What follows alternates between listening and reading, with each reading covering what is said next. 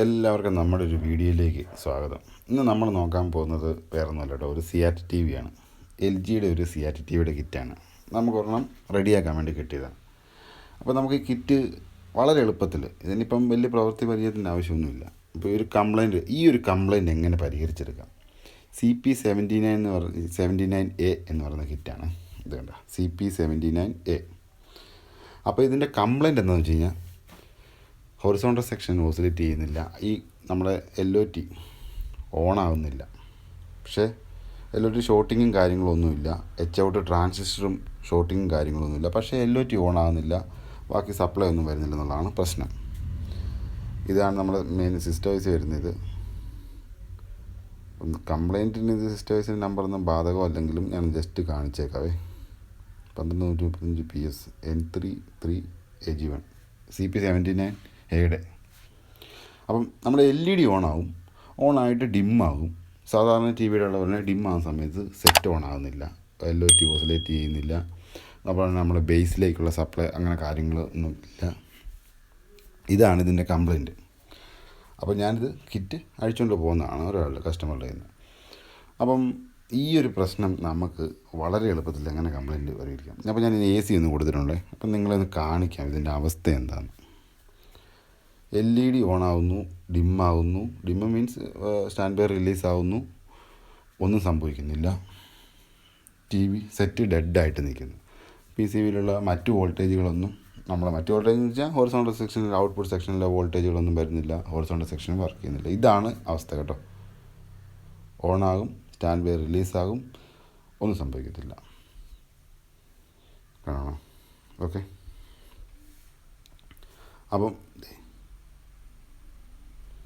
അപ്പം ഇങ്ങനെ നിൽക്കുന്നത്. അപ്പോൾ ശരി. അപ്പോൾ ഈ ഒരു കംപ്ലയിൻറ്റ് നമുക്ക് എങ്ങനെ പരിഹരിച്ചെടുക്കാം? വളരെ എളുപ്പമാണ് ഇത് പരിഹരിച്ചെടുക്കാനായിട്ട്. അപ്പം ആദ്യം തന്നെ ഞാൻ പറയാം, വളരെ ശ്രദ്ധിച്ച് ചെയ്യേണ്ടത്. കാരണം വോൾട്ടേജും ഹൈ വോൾട്ടേജൊക്കെ ഉള്ള ഏരിയ ആയതുകൊണ്ട് തീരെ പരിചയക്കുറവുള്ളവർ ചെയ്യരുത്. അല്ലാത്ത തുടക്കം ഇലക്ട്രോണിക്സ് കാര്യങ്ങളൊക്കെ ചെയ്യുന്നവർക്കാണെങ്കിൽ ചെയ്ത് നോക്കാവുന്ന ഒരു കംപ്ലയിൻ്റാണ്. കണ്ടോ, TV ഓണായിട്ടുണ്ട്. അപ്പോൾ നമ്മുടെ 110 വോൾട്ടേജ് LOTക്കുള്ള വരുന്നുണ്ട്. ഔട്ട്പുട്ട് വൈൻഡിങ് വഴി കയറി 18 110 വരുന്നുണ്ട്.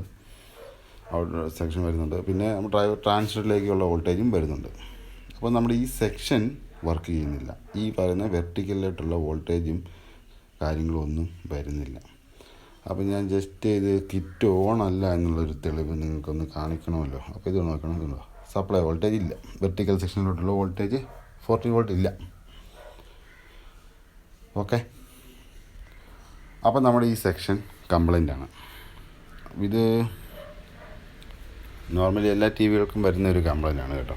അപ്പോൾ ഇത് ഈ TV എന്നല്ല, ഏത് TV ആണെങ്കിലും നിങ്ങളുടെ ഐഡിയയ്ക്ക് അനുസരിച്ച് നിങ്ങൾക്ക് ഇത് കണ്ടോ, ഇത് നമ്മുടെ വെർട്ടിക്കൽ ഡിഫ്ലക്ഷൻ ട്രാൻസ്ഫോമറിലോട്ടുള്ള വോൾട്ടേജ് ആണ് 100 വോൾട്ട്. അപ്പോൾ ഇവിടെ തന്നെ നമുക്ക് ഫോൾട്ടായി, ലോഡ് എടുക്കാത്തതുകൊണ്ടാണ് 100 വോൾട്ട്. അപ്പം ലോഡ് വന്നു കഴിയുമ്പോൾ അത് നേരെ 50 ബിലോ 50 ആവും. അപ്പം നമ്മുടെ പ്രോപ്പറായിട്ട് വർക്ക് ചെയ്യും. അപ്പോൾ ഇവിടെ കംപ്ലയിൻറ്റ് നമുക്കിപ്പോൾ ഉണ്ട്. അപ്പം ഈ 45 വോൾട്ട് വരേണ്ട സ്ഥാനത്ത് 100 വോൾട്ടോളം വന്ന് നിൽപ്പുണ്ട്. അപ്പോൾ അതാണ് നമുക്ക് കണ്ടുപിടിക്കേണ്ടത്. അപ്പം നമ്മൾ ഫസ്റ്റ് തന്നെ നമ്മൾക്ക് ഈ ഫ്രീക്വൻസി നമുക്ക് ചെക്ക് ചെയ്യാം. അതുപോലെ തന്നെ അതിനുശേഷം ട്രാൻസിസ്റ്ററും LOTയും ഷോർട്ടിലെന്ന് വരുത്തിയതിന് ശേഷം ലോഡ് കൊടുത്തു കഴിഞ്ഞാൽ നമ്മുടെ ഭാഗങ്ങളെല്ലാം ക്ലിയർ ആക്കി എടുക്കാം. അപ്പോൾ അതിനായിട്ട് നമ്മൾ പോകുന്നത് നേരെ സിസ്റ്റം ICയിലോട്ടാണ്. ഈ IC എന്നൊരു പൾസ് ഈ ഡിഫ്ലക്ഷൻ ട്രാൻസ്ഫോമറിൽ വന്നു കഴിയുമ്പോഴാണ് ഇതുണ്ടോ, ഈ ഔട്ട്പുട്ട് സെക്ഷനിൽ നമുക്ക് ട്രാൻസിസ്റ്ററിന് സ്വിച്ചിങ്ങിനുള്ള പൾസ് വരുന്നത്, ഹൈ ഫ്രീക്വൻസി പൾസ് അവിടെ വരുന്നത്. അപ്പോൾ ഈ IC എന്നുള്ള 15625 kHz എന്നുള്ള പൾസ് അവിടെ എത്തുന്നുണ്ടോ ഇല്ലയോ എന്ന് നമ്മൾ കൺഫേം ആക്കണം. അതിന് ശേഷം നമ്മൾ എന്ത് ചെയ്തിട്ട് കാര്യമുള്ളൂ അവിടെ. അപ്പം സിസ്റ്റം ICയിലെ എല്ലാ സിസ്റ്റം ICകളിലും H.out എന്ന് പറയുന്നൊരു എഴുത്തുണ്ട്. ആ എഴുതിലായിരിക്കും ഈ പൾസ് വരുന്നത്. അപ്പം ഈ പൾസ്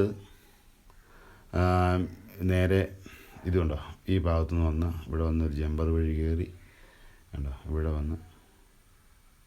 നേരെ വന്നൊരു 1.5K റെസിസ്റ്റൻസ് ഇട്ട് നേരെ താഴോട്ട് പ്രിൻ്റ് വഴി കയറി ജമ്പർ വഴിയെ കയറി ലാസ്റ്റ് ഫൈനലെത്താറാകുമ്പോഴത്തേനും ഒരു കപ്പാസിറ്റർ ഇട്ട് സപ്ലൈ വോൾട്ടേജ് DC ബ്ലോക്ക് ചെയ്തിട്ട് സിഗ്നൽ ഫ്രീക്വൻസി മാത്രമാക്കി ട്രാൻസിസ്റ്ററിലേക്ക് കൊടുത്ത് സ്വിച്ച് ചെയ്യിപ്പിച്ച് ട്രാൻസ്ഫോമർ LOT ഓസിലേറ്റ് ചെയ്യിപ്പിക്കുന്ന ഒരു പരിപാടിയാണ് എല്ലാ ടി വികളിലും നടക്കുന്നത്. അപ്പം നമുക്ക് ഈ ഫ്രീക്വൻസിയാണ് നമ്മുടെ പ്രാധാന്യം ഇപ്പോഴത്തെ. കാരണം നമ്മുടെ ട്രാൻസിസ്റ്ററും LOT ഒന്നും നോർമലി ഷോർട്ടിങ് അല്ലെന്ന് നമുക്ക് മനസ്സിലായതുകൊണ്ടാണ് നമ്മളിങ്ങനെ ഒരു കാര്യം ചെയ്യാൻ പോകുന്നത്. ഓക്കെ, ഇതിങ്ങനെ വന്ന് ഇവിടെ വരും. അതിനുശേഷം LOT ഓസിലേറ്റ് ചെയ്ത് ഈ സെക്ഷനെ വർക്ക് ചെയ്യിപ്പിക്കുന്ന ഒരു സർക്യൂട്ടാണ് ടി വികളിൽ CRT ടി വികളിൽ വരുന്നത്. അതിപ്പം നോർമൽ ടി വി കിറ്റാണെങ്കിലും ഏത് T V kit, company T V കിറ്റാണെങ്കിലും എല്ലാത്തിൻ്റെയും പ്രിൻസിപ്പിൾ ഒന്ന് തന്നെയാണ് സംഭവം. സർക്യൂട്ടിനുള്ള വ്യത്യാസങ്ങളും കമ്പോണൻസുകൾക്കുള്ള വ്യത്യാസങ്ങളും ഉള്ളൂ, അല്ലാതെ വേറെ പ്രശ്നങ്ങളൊന്നും CRT ടി വിക്കകത്ത് വരുന്നില്ല. ഒരു CRT ടി വി നമ്മൾ അത്യാവശ്യം ചെയ്യുന്ന മെത്തേഡ് പഠിച്ചു കഴിഞ്ഞാൽ നമുക്ക് ഏത് CRT ടി വിയും അത്യാവശ്യം നമ്മളൊരു 80% ചെയ്യും എന്നുള്ള കാര്യം ഉറപ്പാണ്. അപ്പം ഞാനിതിൻ്റെ ട്രാൻസ്ഫർ ഊരി മാറ്റിയിട്ടുണ്ട്, ഇത് പോയിട്ടില്ല. അപ്പം അവിടെ നമ്മളൊരു LED ആണ് കൊടുക്കാൻ പോകുന്നത്. ഈ ട്രാൻസ്ഫറിൻ്റെ ലെഗിലല്ല, നമ്മുടെ ഡിഫ്ലക്ഷൻ ട്രാൻസ്ഫോമറിൻ്റെ ഔട്ട്പുട്ട് ലെഗിൽ. അപ്പോൾ അതിന് മുമ്പായിട്ട് നമ്മൾ ഈ LED ഒന്ന് ചെക്ക് ചെയ്യുന്നത് നല്ലതായിരിക്കും. കാരണം വെച്ച് കഴിഞ്ഞാൽ നമ്മൾ LED ചെക്ക് ചെയ്ത് നോക്കാതെ ഇത് ചെയ്ത് കഴിഞ്ഞാൽ കണ്ട ഈ LED ഒന്ന് ചെക്ക് ചെയ്ത് നമ്മൾ നോക്കണം. LED ചെക്ക് ചെയ്യാതൊക്കെ നമ്മൾ ചെക്ക് ചെയ്ത് നോക്കി കഴിഞ്ഞാൽ പ്രശ്നം എന്ന് വെച്ച് കഴിഞ്ഞാൽ നമ്മൾ വെറുതെ ഇത് പോയ LED ഒക്കെ ആണെങ്കിൽ ചുമ്മാ പണിതുകൊണ്ടിരിക്കും. അപ്പോൾ നമ്മുടെ LED നമ്മൾ ഫിറ്റ് ചെയ്തു, ആ ഡിഫ്ലക്ഷൻ ട്രാൻസ്ഫോമറിൽ ട്രാൻസ് ഊരി മാറ്റി കേട്ടോ. ഞാൻ ഈ സപ്ലൈ കൊടുക്കുക. അപ്പോൾ അതിന് നെഗറ്റീവ് PCB വരുന്ന നെഗറ്റീവിലും പോസിറ്റീവ് ഒരിടത്തും കൊടുക്കുന്നത്. അപ്പോൾ നമ്മുടെ സപ്ലൈ കൊടുത്തിട്ടും നമ്മുടെ LED കത്തുന്നില്ല. അപ്പോൾ ഈ LED നമ്മളിപ്പോൾ കത്തിയിരുന്നെങ്കിൽ നമ്മുടെ കംപ്ലയിൻറ്റ് അവിടെയല്ലെന്ന് നമുക്ക് അനുമാനിക്കാമായിരുന്നു. അപ്പം പക്ഷേ നമ്മുടെ കംപ്ലയിൻറ്റ് LED കത്താത്തത് കൊണ്ട് നമ്മുടെ കംപ്ലയിൻറ്റ് നമുക്ക് കിട്ടിക്കഴിഞ്ഞു, അവിടെ തന്നെയാണ് കംപ്ലയിൻറ്റ്. അപ്പോൾ ഇനി LED കത്തിക്കുക എന്നുള്ള പരിപാടിയാണ് നമ്മുടെ അടുത്ത പരിപാടി. ആ LED കത്തിയാൽ നമ്മുടെ കംപ്ലയിൻറ്റ് പരിഹരിക്കപ്പെട്ടു. അപ്പോൾ ഇനി നമുക്ക് ആ വോൾട്ടേജ് നോക്കാം. ജസ്റ്റ് അത് നോക്കേണ്ട ആവശ്യമില്ല, എന്നാലും 110 100 വോൾട്ട്. ഓക്കെ, ഇനി ഞാൻ അധികം വലിച്ചു നീട്ടുന്നില്ല. ഇനി ഞാനൊരു കാര്യം പറഞ്ഞുതരാവേ. അപ്പം നമുക്കിവിടെ ഈ ഒരു 1.5K റെസിസ്റ്റൻസിൻ്റെ കാര്യം ഞാൻ പറഞ്ഞായിരുന്നു. ഈ H.out പൾസ് വരുന്ന ഭാഗത്തുനിന്ന് തുടക്കത്തിൽ തന്നെ ഒരു 1.5K റെസിസ്റ്റൻസ് ഇട്ടിട്ട് ഒരു 5 വോൾട്ടിലേക്ക് കൊടുക്കുന്ന ഒരു സർക്യൂട്ടുണ്ട്. അത് ശരിക്കും പറഞ്ഞാൽ ഒരു ക്യാരിയറാണ്. അപ്പോൾ ആ കിടക്കുന്ന റെസിസ്റ്റൻസ് ഞാൻ കാണിക്കാം. ഇത് ഈ 1.5K റെസിസ്റ്റൻസ് നമുക്കൊന്ന് ചെക്ക് ചെയ്യണം. അപ്പം ഫസ്റ്റ് വരുന്ന കമ്പൗണ്ട് തൊട്ട് നമുക്ക് പിടിച്ച് പോവാം. അപ്പം ഇതുണ്ടോ, ഈ 1.5K റെസിസ്റ്റൻസ് നമ്മളൊന്ന് ഊരി ചെക്ക് ചെയ്യണം. കാരണം അതിൽ വെച്ച് ചെക്ക് ചെയ്ത് കഴിഞ്ഞാൽ കറക്റ്റായിട്ട് അതിൻ്റെ വാല്യൂ ഒന്നും കാണിക്കത്തില്ല. ഇതാണ് റെസിസ്റ്റൻസ്. ഓക്കെ, ഉണ്ടോ, അതൊന്നും കാണിക്കുന്നില്ല, മെഷർമെൻ്റ് ഒന്നുമില്ല, അത് ഓപ്പണാണ്. അപ്പോൾ ആ റെസിസ്റ്റൻസ് ഓപ്പണാണ്. നമുക്ക് പുതിയൊരു റെസിസ്റ്റൻസ് ഇട്ട് നോക്കേണ്ടതുണ്ട്. മിക്കവാറും ആ റെസിസ്റ്റൻസിൻ്റെ പ്രശ്നം കൊണ്ടാകാനാണ് കൂടുതലും സാധ്യത. ഒരുപാട് കംപ്ലയിൻറ്റ് ഇങ്ങനെ റെസിസ്റ്റൻസ് പോയിട്ട് കുറേ പെട്ടെന്നൊന്നും വരത്തില്ല, കുറേ പഴക്കം ചെല്ലുമ്പോഴത്തേനും വരാറുണ്ട്. 1.4 ഒരു റെസിസ്റ്റൻസ് നമ്മുടെ ഇരിപ്പുണ്ട്, വലിയ ടൈപ്പാണ്, കുഴപ്പമില്ല. അത് നമ്മൾ ഫിറ്റ് ചെയ്തിട്ടുണ്ട്. ഇനി സപ്ലൈ ഒന്ന് കൊടുത്ത് നോക്കാം. ഇനി നമ്മുടെ LED ഓൺ ആകുമെന്ന് നോക്കാം. ഓക്കെ, നമ്മുടെ LED ഓൺ ആയിട്ടുണ്ട് കേട്ടോ. അപ്പോൾ നമ്മുടെ കംപ്ലയിൻറ്റ് പരിഹരിക്കപ്പെട്ടു. ഇത്രയേ ഉള്ളൂ പരിപാടി.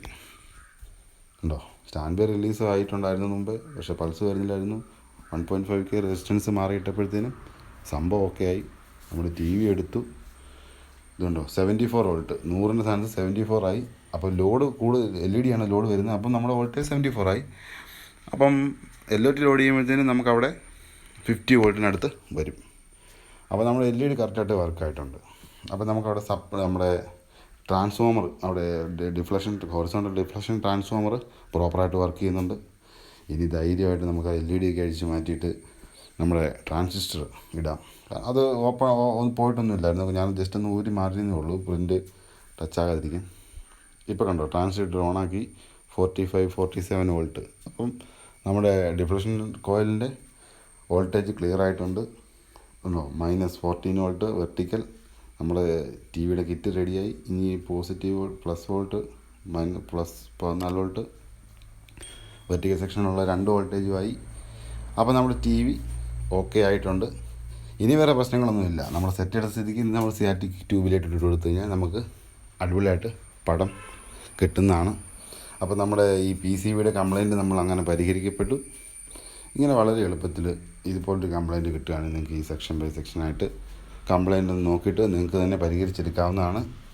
അതിന് H.out ട്രാൻസ്ഫറും LOT പോയിട്ടില്ലെന്ന് ഉറപ്പുവരുത്തിയതിന് ശേഷം നമ്മൾ ചെക്ക് ചെയ്യാവുള്ളൂ, ബാക്കി ഭാഗങ്ങൾ കണക്ട് ചെയ്യാവുള്ളൂ. ഷോർട്ടേജ് ഇല്ലെങ്കിൽ നിങ്ങൾക്ക് ഇട്ട് കൊടുത്തു കഴിഞ്ഞാൽ ഈ പൾസ് വന്നു കഴിഞ്ഞാൽ ടി വി ഓണായിട്ടിരിക്കും. അപ്പം തുടക്കത്തിലൊക്കെ ചെയ്യാൻ താല്പര്യമുള്ളവർക്കൊക്കെ ഉപകാരപ്രദമായ വീഡിയോ ആയിരിക്കുമെന്ന് വിചാരിക്കുന്നു. നമ്മുടെ വീഡിയോ കണ്ട എല്ലാവർക്കും നന്ദി. താങ്ക്സ്.